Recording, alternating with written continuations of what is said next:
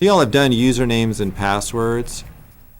The thing we're getting at is authentication. Authentication is the answer to the question of who are you, okay? So when I type in my username and my password, I'm verifying that I am Russell Haynes. When I go to Yahoo, put in my username, password, I am Russell Haynes, show me my email, okay? Authentication is who I am. There's authorization, and that is what can I do? So if I log into Yahoo, I tell them who I am, and then Yahoo does keep track of what I can do. Are we good here? Right now we're answering this question, and this is a huge question for security because sometimes people are pretending to be other people.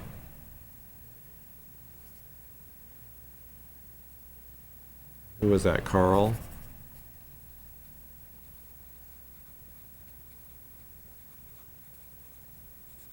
Carl wants to be Alice or Bob. I don't think I'm supposed to say Carl, but that's all right. So Carl wants to pretend to be Alice or Bob, okay? And what we're trying to do is try to prevent that, right? You prove your identity with credentials. Identity. We've done this before, right? You ever had the police officer ask you for your driver's license? Your driver's license and registration. The driver's license is there to prove your identity. License.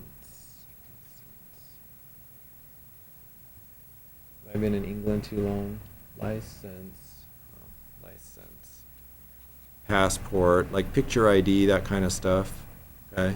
We have these credentials that prove our identity. It can also prove by a secret that is something only I know, or with a token. Am I saying token? Yes. A token is something only I have. Right?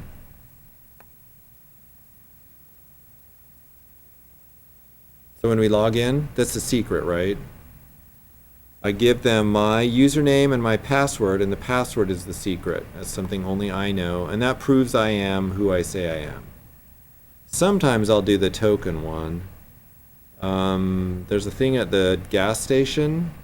I can have a little thing on my key fob, and I can wave it in front of the gas station sensor, and it'll pay. You guys ever seen that? Speed pass or something? I just hold it in front. So I'm the only one that has that speed pass, and that proves I am who I am. Oh, and there's another token now here. Your easy pass that gets you through the tunnels, right?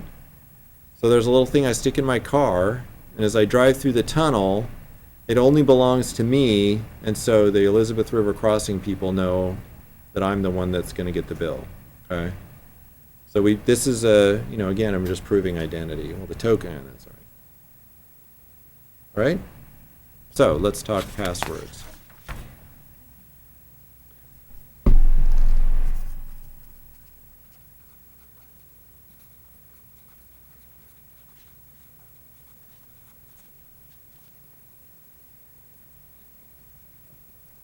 All right.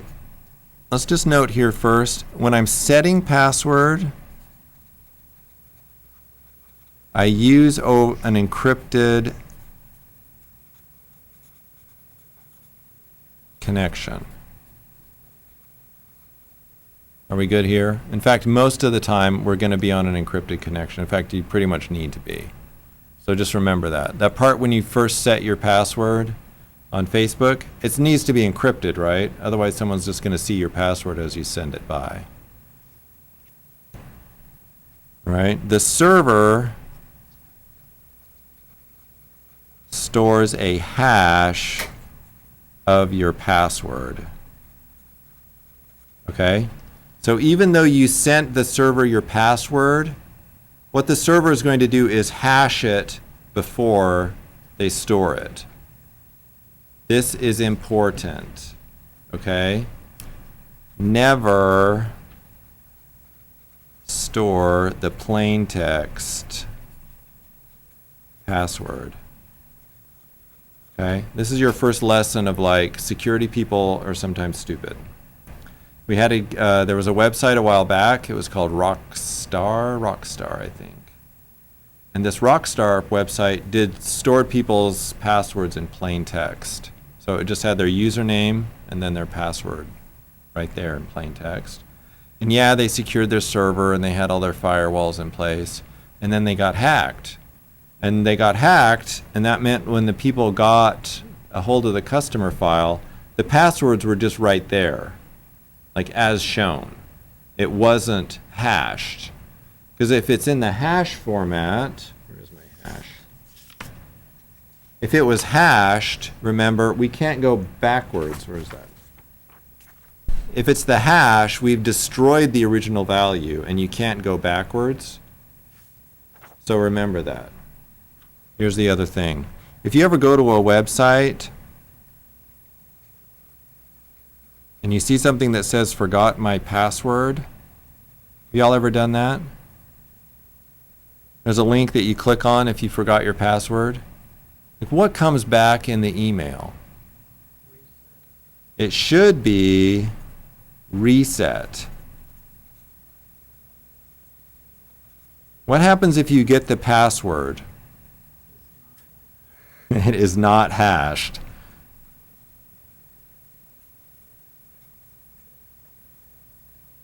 This is the worst website in the world, or among the worst of them. Okay? I still get these, by the way. There's a bunch of the websites academics use that they will store your password in plain text, and they'll send you, it's funny, they'll be like, hey, we have this paper for you to look at.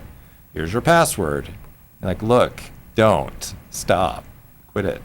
Anyway, so reset password is what should happen. If they send you your actual password, they're not storing the hash, right?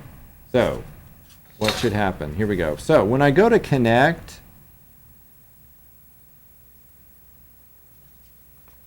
and when I want to log in,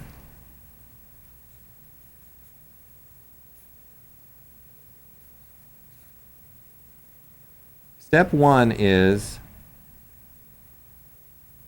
so I'm going to go and say I want to log in, okay? So this is when I get the login page, basically. The server will send back what's called a challenge. This is going to be a hashed value, okay? All right, and the server keeps track of what you sent. So step one, is this all going to fit? Step two, I enter my password.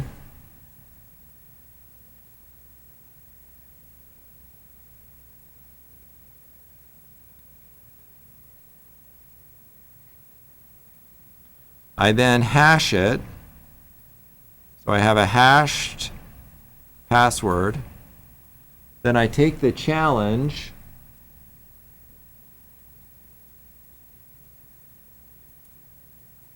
and then I hash that.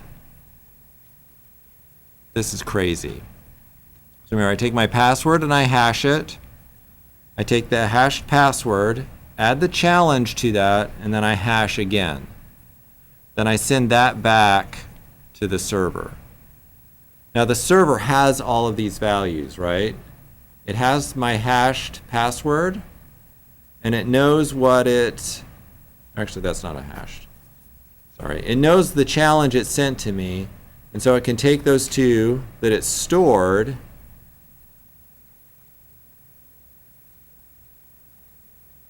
and hash them together and compare. And if it matches, then you're okay. Otherwise you get, that does not match the thing in our file. Is that a fun idea? Now that's a little complicated, right? Why didn't I just send the hashed password? The problem with the hashed password is that is what's called it's a password equivalent.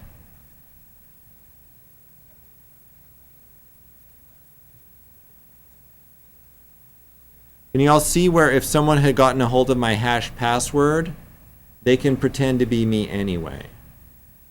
Okay, so I don't send my hashed password, I send the hashed password with the challenge and then hashed it again. All right, so the hash password is the password equivalent.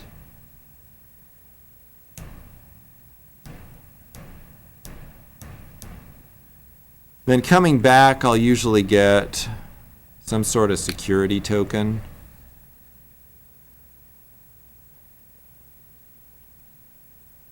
And this is actually what was happening like in, well, it just happens. Okay. You send someone back a security token that's as good as long as they're connected. And anytime they do something, they send that security token. So you're like, hey, now you're verified. This is like proof that you're verified. It only lasts for that session. So once you disconnect, they would have to do a new security token. But you want to have the security token because you don't want them having to do this hash challenge over and over again.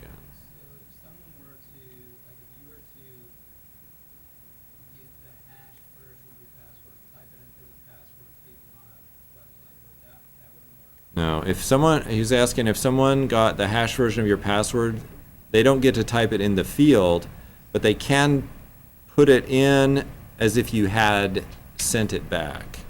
They can compose their own message that goes to the server. Following me here? Like they won't fake it.